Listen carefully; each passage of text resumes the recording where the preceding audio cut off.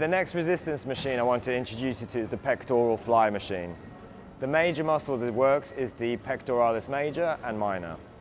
There are two main adjustment points. You can adjust the seat up or down on here, as well as there's a pin here to adjust the range of motion of the pec fly bar, so depending on if your arm starts further back or closer in, depending on if you have shoulder restrictions, for example.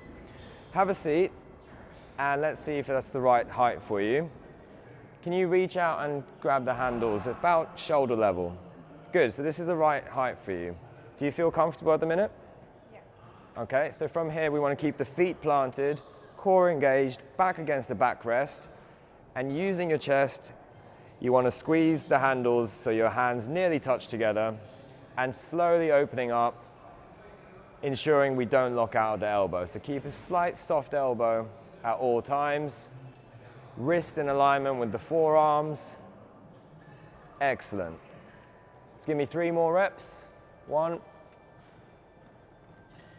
2, last one.